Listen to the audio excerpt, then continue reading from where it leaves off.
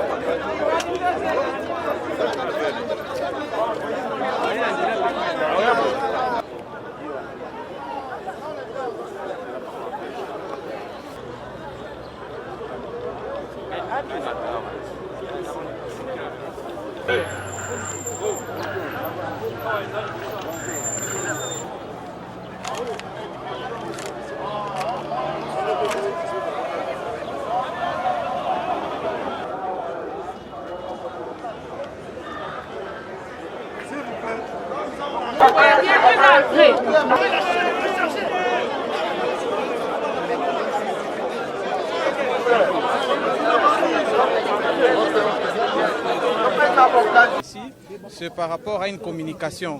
Donc lui n'est pas convoqué, comme vous le dites. Il est plutôt invité pour une communication importante ici au niveau du parquet. Mais non, mais si nous savons... Allez,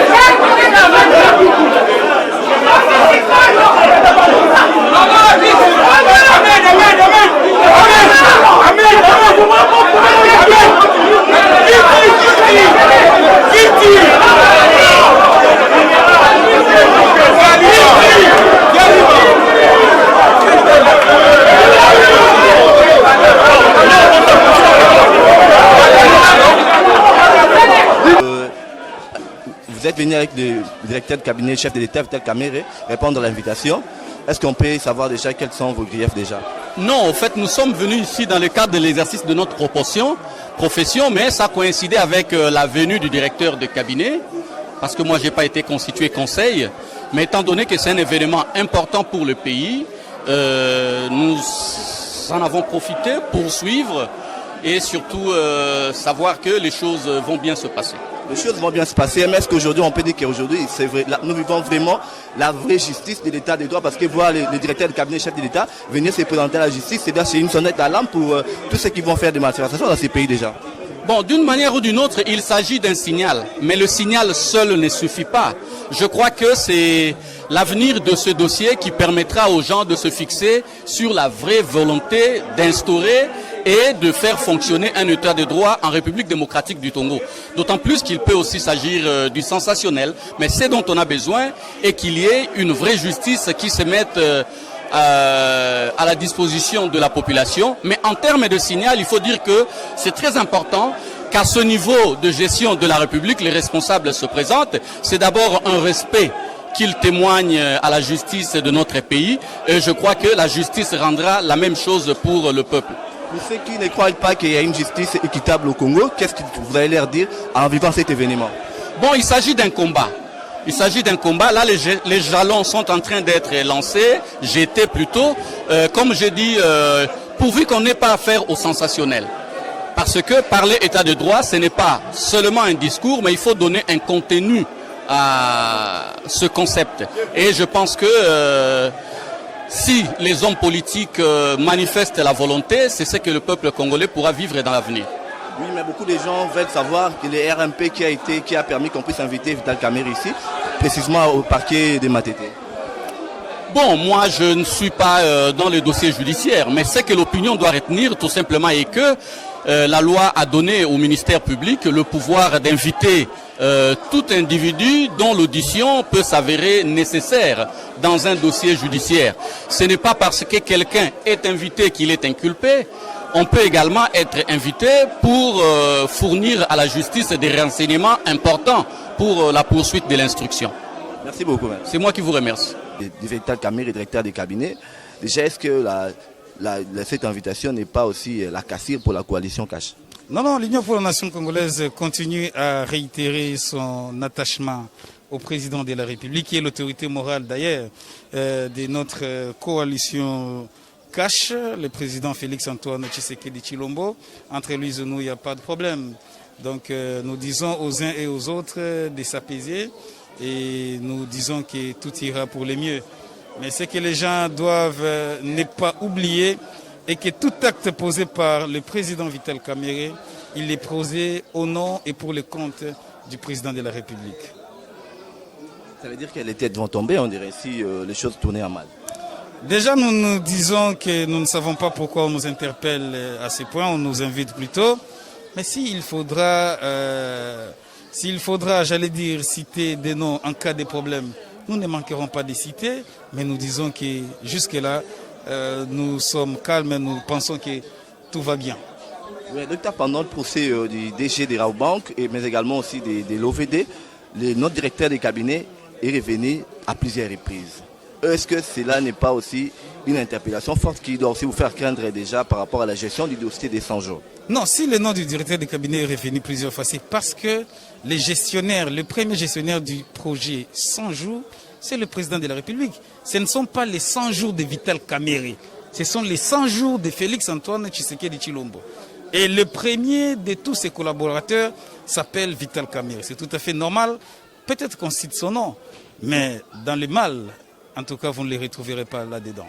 Ce n'est pas dans ses habitudes. Et on va chercher, on ne les retrouvera pas là.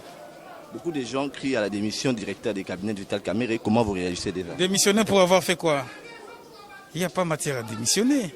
Nous n'allons pas démissionner, nous sommes là. Peut-être les gens ne le savent pas. Et si peut-être qu'il y avait crise ou manque de confiance, on l'aurait déjà fait. Mais nous disons qu'il n'y a pas à s'en faire, et il n'y a même pas à penser un seul moment à une quelconque démission.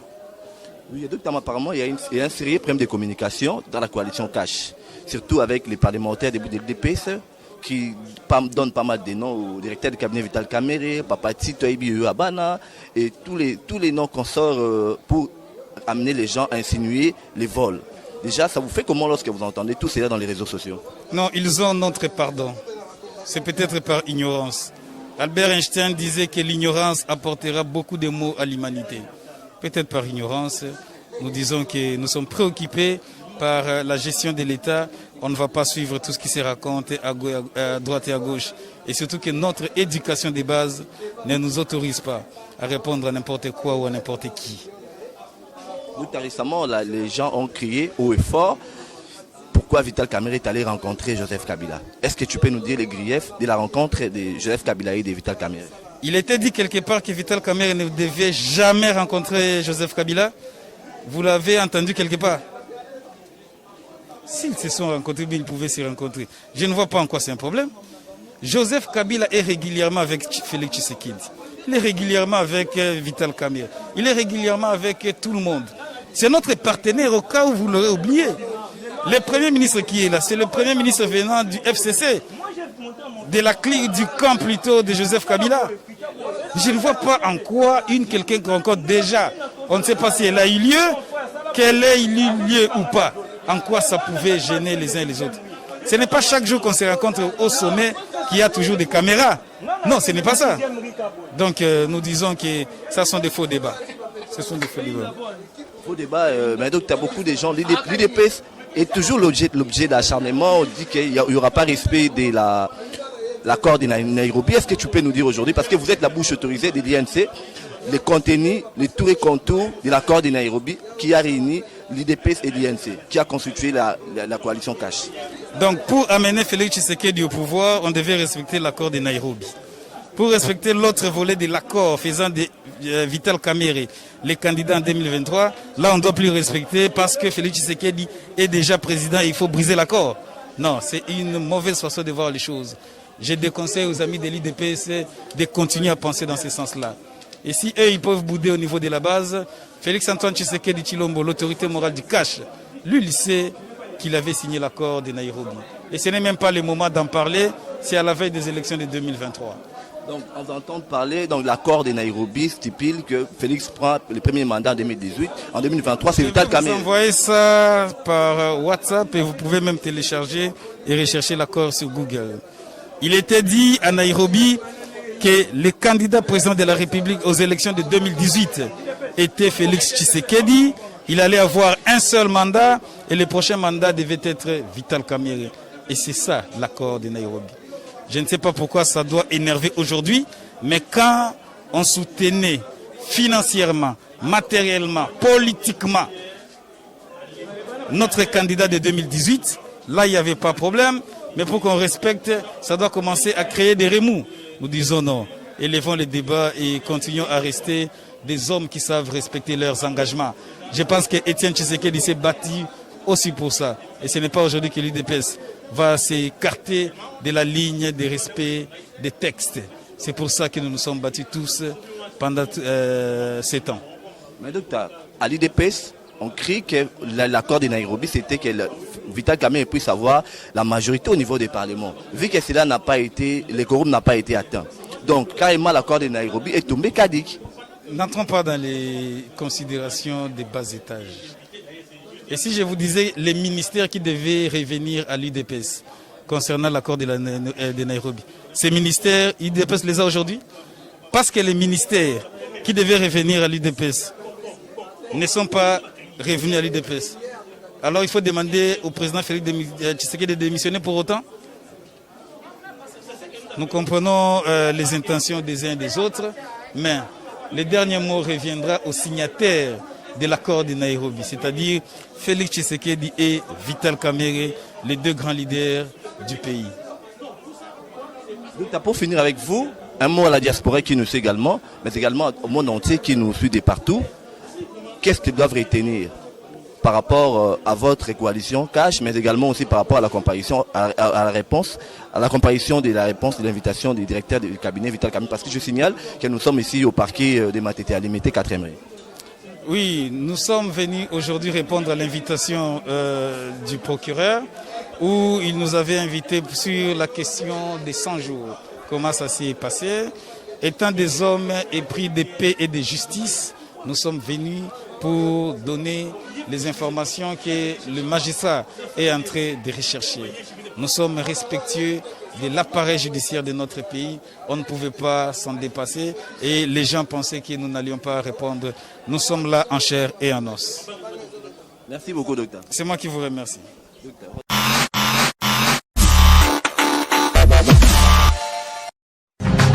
Radio Bissonyoso Congo, RDC, une chaîne au cœur du monde.